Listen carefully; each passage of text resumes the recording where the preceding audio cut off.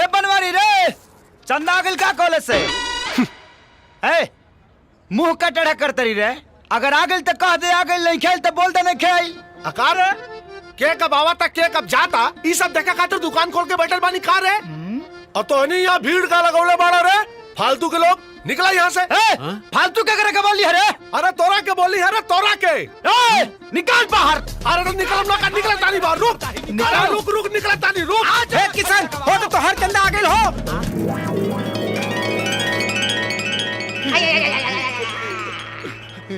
ए झगरू इन्हें ऑनरी का भइल? तनी हमर साइकिलिया टेढ़ा करना।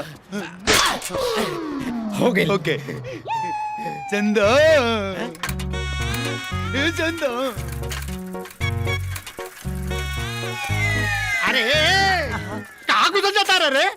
हमरा साइकिल का हैंडल टेढ़ा हो गइल बा, सीधा कदा। चल सीट के धर। तैं कोबी भंटा बोए वाला गोविंद प्रसाद के बेटा हुए ना रे? हाँ ता समझा दे अपने बात के।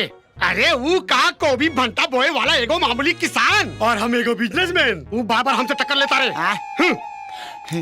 बड़ा सुंदर बड़े यार। हाँ सुंदर है रे। तार दुकान का टायर बा, का ट्यूब बा, का रिंग बा, का सीट कमर बा। बाबूजी हमके 100 रुपए चाहिए। काहे रे? हमके सहेली लोग के साथ पिकनिक पे जाए के बा।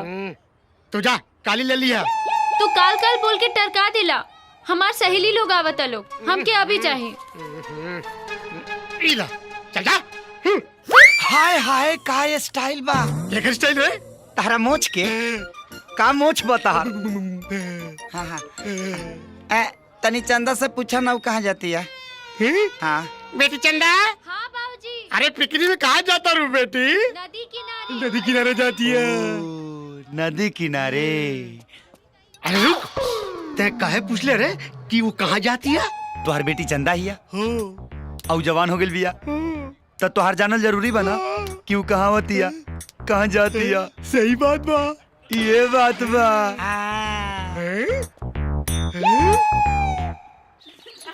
बहुते मजा आई है ना? अरे हाँ ये लोग यहाँ कैसे? हो दे आगे लिसन रे। चलो चल के देखल जाओ। चलो एक किसान सब गुस्सा में नहीं आवत रिसन। चल भागे के रे भाई। अरे रुका सा लड़की के खींच टाइम फीस साइड डाउन। ए तू लोग यहाँ का करे ताड़ा? मछली फंसावत तानी लेके एको गो ना फंसली सा। भगवान जाने कभी फंसी। चुप। देखा फालतू बात मत करो। हमनी के जा पहले से पिकनिक के प्रोग्राम रहल। तू लोग भागा यहाँ से, भागो हटो। हटो हमनी के हटी सा। हाँ तारा लोग के बैठे के बाद जा कहने कचरा पार्टी में बैठा लो, बुझाइल? बोलत तो ऐसे बड़ी जैसे कि जगह इनका बाप के है। ए हमरा बाप के नाम मतलब। कुछ भी कह चंदा, लेकिन जब तू खिसियालू तो बहुत सुंदर लगेलू। लगम ना, भगवान हमके फुर्सत से बनवले बाड़े। ओए होए होए होए होए होए तारा के फुर्सत से बनवले बड़े। हम का इंटरनेट से डाउनलोड हो गइल बानी का। डाउनलोड हो के आइल बानी का। चुप रहो, सहरा से तो मुंह लागल बेकार बा। गले लग जा।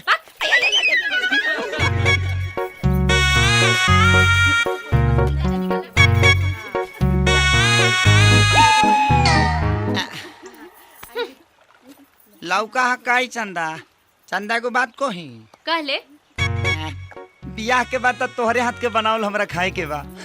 तो बियाह के पहले सोचनी कि अपना हाथ से बना के खिया देती। हम तरह से बियाह करें। रुका बता।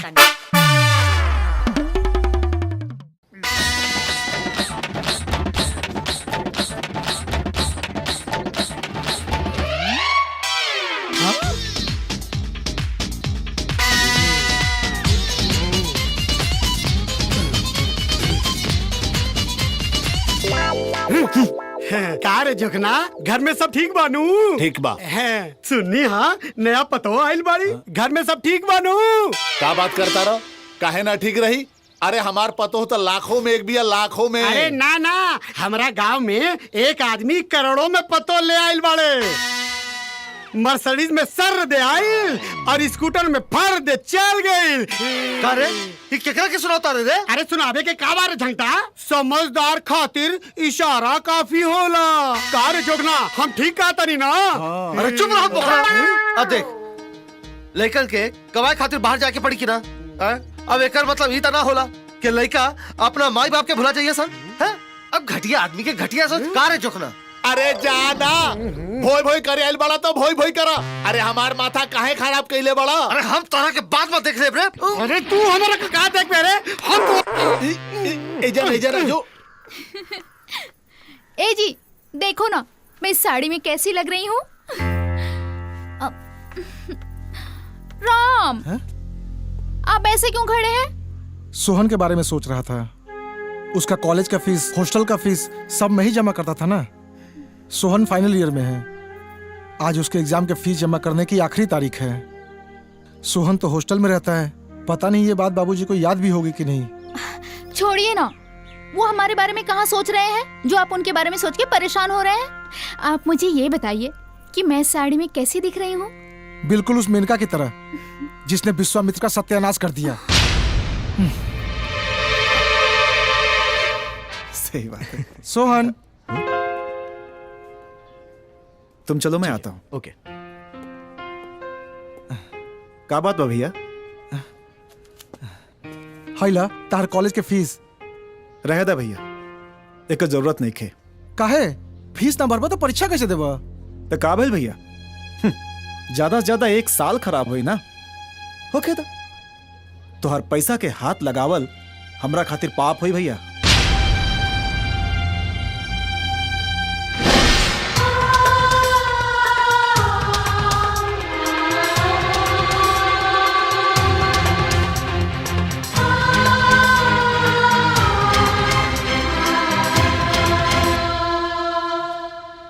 वाह बेटा वाह, ओकर पैसा लौटा के आज तक हमार मान रख ले। अरे हमार तक छाती जुड़ा गिल रे। ला हमरा जेते तोरा फिकर करे के कोनो जरूरत नहीं खे, ठीक बा? का रे जोखना तोरा के न्योता मिलल कि ना? कैसन न्योता? अरे छठियार के न्योता। केकर छठियार? अरे सूरज भान जी के नाती भइल बा। सूरज भान जी के नाती? हाँ, राम के लइका भइल बा। का हो इतना देर से तू हमरा बगल में बैठल बड़ा, अब बतेबो ना कैला कि तोहरा पोता भइल बा? इनका मालूम हो तब ना बताइए। अरे सूरज भान जी ऐसे ही बड़का आदमी नईखन हो गइल। अरे वो आदमी के चीने ले के बुलावे के लायक बा और के ना। ई देखा हमरा के न्योता भेजले बाड़े। अरे तू देखा आँख फाड़ फाड़ के। अरे कल का तारीख बा।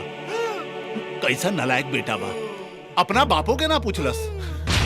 का हो रुका। अरे जाए दे पोता भइल बा। अब पूरा गांव में मिठाई बाटी है। अरे इनका बहुत काम बा। का बात है जी, बड़ा परेशान बानी? बड़ा परेशान बानी। अरे तू दादी बन गेलू, राम के बेटा भइल बा। अरे तो एमे इतना खिसिया है कि कौन बात बा?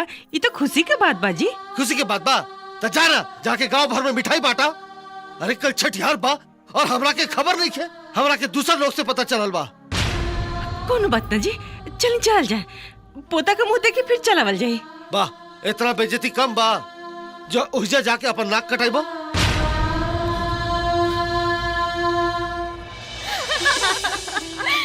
कितना प्यारा बच्चा है, बिल्कुल अपने मामा पे गया है। अरे नहीं, ये तो मेरे जैसा दिखता है। ये तो बिल्कुल अपने नानी जैसा है।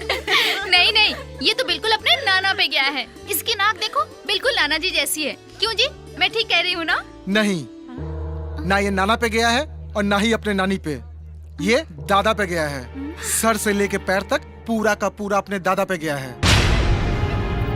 पायल को देखो, शादी के 1 साल के अंदर बच्चा हो गया। और सुजाता को देखो, 4 साल हो गए शादी को, अभी तक बांझ की बांझ है। लिपस्टिक लगा के मटक मटक के चलने से कुछ नहीं होता। और राम को देखो, पहले इनकी फैक्ट्री में नौकर था, अब घर जमाई हो गया है। उसका एक बच्चा भी है जो आगे चलकर इनके खानदान का वारिस होगा। और सुजाता की हालत होगी कुत्तों जैसी।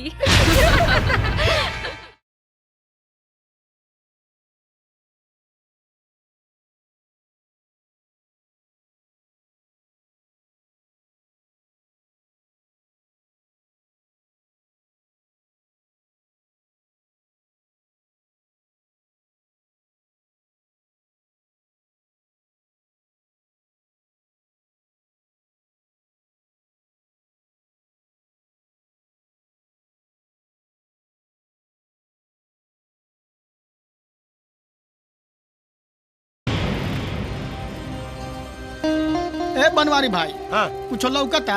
का अरे आज किशन पर नजर ना पड़ल तो चंदा के चेहरा के रंग उड़ल बा।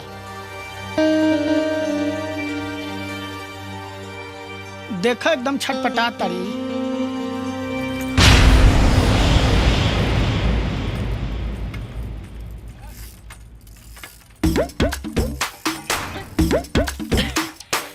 बहुत तड़पौले बड़ू चंदा हमके, अब तड़पावे के बारी हमार बा।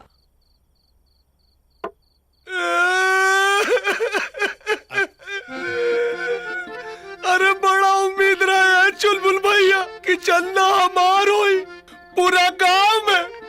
चुलबुल भैया पूरा गांव में भौकाल मचा देल रानी कि हम चंदा से बियाह करब, लेकिन इस ससुरा किसनवा अरे बिचवा में आके सारा मामला में पानी फेर डाला सो।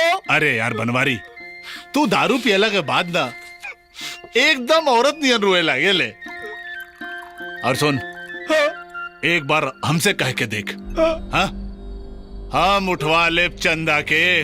भैया यही खातिर तो तोड़ लोगन के इतना खियावत पियावत बानी हो। खियावत पियावत बाड़ा है? खा खियावत पियावत बाड़ा है? हाय हाय देसी दारू, हाय भूजा। अरे यार हम तोहार इतना बड़ा काम करे वाला बानी। अरे एक आध गो मुर्गा कटवावा। भैया इतना रात के मुर्गा कहाँ मिली?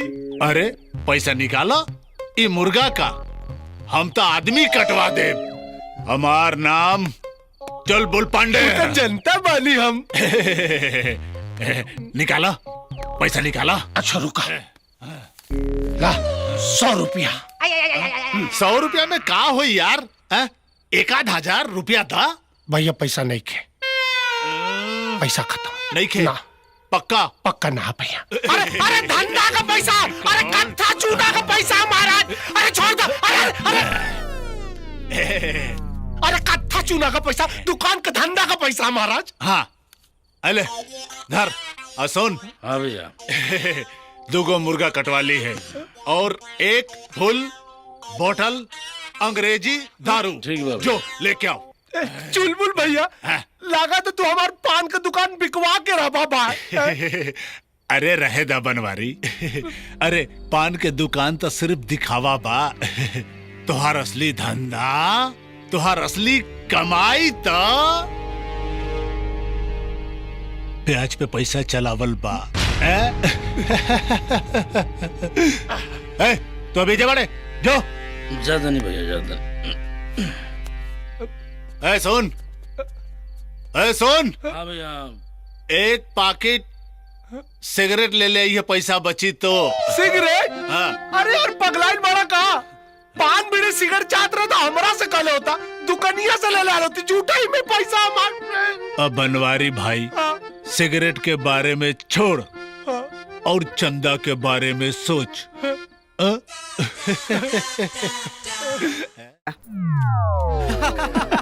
जगर हुआ। हाँ हाउ सामने वाला दुकानिया देखा था रे? हाँ देखा तानी जा।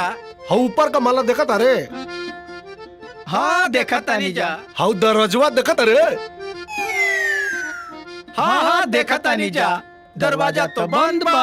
अरे अरे तो हम 3 तक गिनती गिनब और दरवाजा खुली पट से।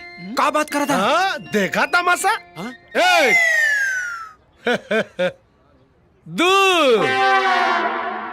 रुका 3।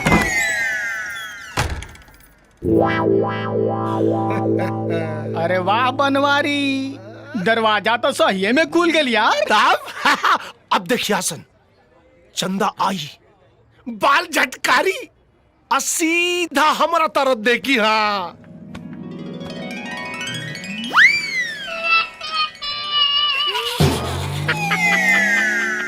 तोरा के तो देखबे ना कई। अरे पागल बड़ा कासन, ऐसे कैसे देखी? अब तो हनी खड़ा रहा तब लजा गई लोई ना। अरे वाह रे बनवारी, हाँ तोरा चंदा के कौनो चक्कर तो नहीं खे? अब इनमें कौनो पूछे वाला बात बा का है? अरे वाह गुरु हैं, पूरा गांव जवार के लइकन जेकरा पीछे बाड़ा सहन है उ तोरा पीछे लागल बिया का। अरे तो बनवारी चीज ऐसा बाढ़ रे। और आ गई ससुरा सनी के 7.5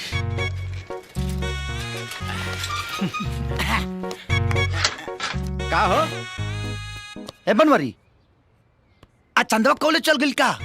हमरा से का पूछे तारे रे? हम ओकर चौकीदार बानी का? अरे तो तोरा दुकान के एगो कर मकान बा अते ओकरा के रोज आवत जात देखेली ए सब पूछ दे तो भड़कत का बड़े रे?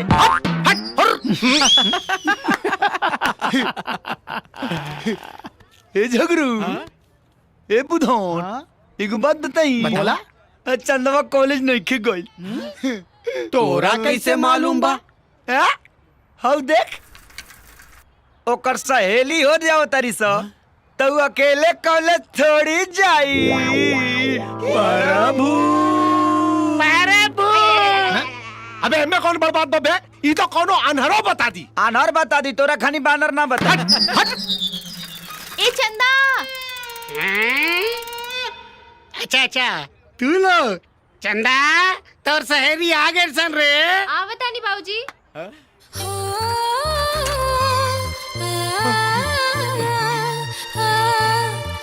हेलो चंदा काल बा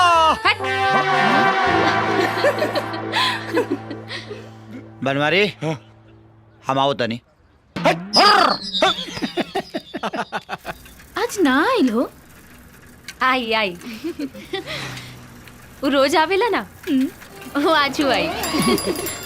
काहो चंदा कॉलेज जाता रुका ना चिपरी थापे जाता नहीं। तोरा कॉलेज के स्टैंडर्ड इतना खराब हो गइल बा कि तोरा के चिपरी पाथे के ट्रेनिंग दिया था। दूर करे ना बड़ा बेशरम बा रोज छेड़ेला। रोज का वो तो हमरा के बचपन से छेड़ेला। तब तू के मना काहे न करेलू हो? अरे ना हो हमरो भी मजा आवेला काहे कि वो रोज हमके नया तरीका से छेड़ेला। ऐसा छेड़े वाला हम आज तक ना देखनी। तो वो तोरा पसंद बा का? बात वो कहाँ अपन गांव के सड़ियल कॉलेज में पढ़े वाला हम शहर के हाई क्लास कॉलेज में पढ़े वाली।